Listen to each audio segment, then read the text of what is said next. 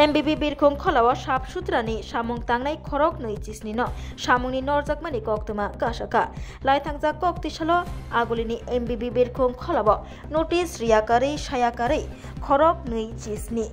Shap Sutrani Shamung Tangnai Rokno Shamungni Norjakmani Koktuma Kashaka Ulo Shamungni Norjaknai Rok Airport ni authority by kok sana bagai thanglai mani fiaba kok sana ni nailia samung tangnai rok bai okok tuma khanama ya gulo thangsoikha airport kesam MLA Dilip Das aro thangai airport ni manager by kok rok saka kok tuma thumani beskang phai kesam MLA Dilip Das saka poilawa safai hayake ba sap sutrani samung naikini khaina bagai barja ya farjak mani NIH company ni shakawa abani agulo tender ketal phai o samungni barja ya farjaka Nimbansh company wa ketal tender ni bisingte samungni barja ya farjanai Nimbansh company asuk borok gobang nayani bagai borok rokno samungni nori diwi tongo borok kisabano samung khlai manano hnai kesam MLA Dilip Das bote bosaka bo airport manager bai kok sabui osani jora fano sap sutrani samung tangnai rokno samungo narakna bagai kobokha তাবক নাই থাইংখা airport authority তাম ইয়াপরি রমন ছাটাই করা হয়েছে এটা আমি যখন খবর পেলাম যে এখানে নতুন একটা এজেন্সি এসেছে কারণ আগে যে এজেন্সি ছিল এটার নাম বলতো NIH বলতো NIH আর এখন যেটা আছে এটার নাম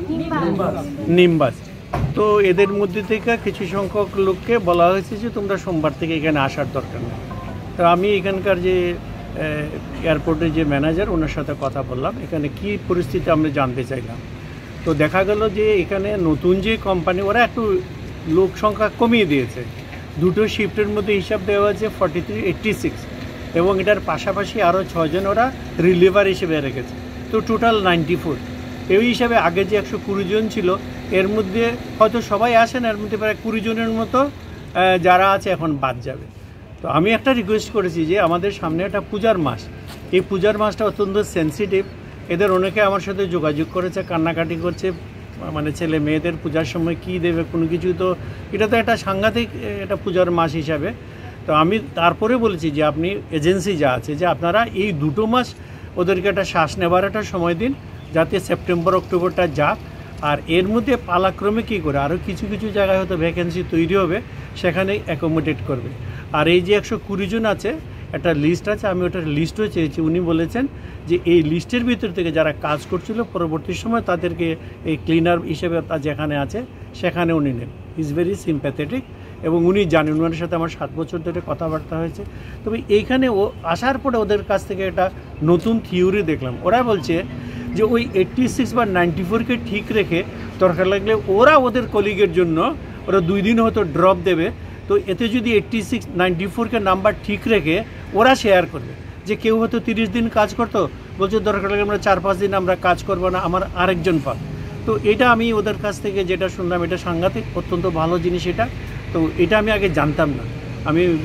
এপিডির সাথে আমি কথা বলবো আর এপিডিকেও আমি বলেছি যে আমি তো ওদেরকে বুঝাবো আর আপনি প্রশাসনিক দিক দিয়ে যা যা আছে রুলস আমিও কিছু কাগজপত্র এনেছি দেখলাম যে এগুলো সব ঠিকই আছে 86 94 ওরা কথা বলুক তো আমরা চাইবো যাতে কারণ এই বর্জলাতে তো কাজকর্মের কিছু নাই এর বেশিরভাগই সময় 7-8 ক্লাসও ওরা পাস করেনি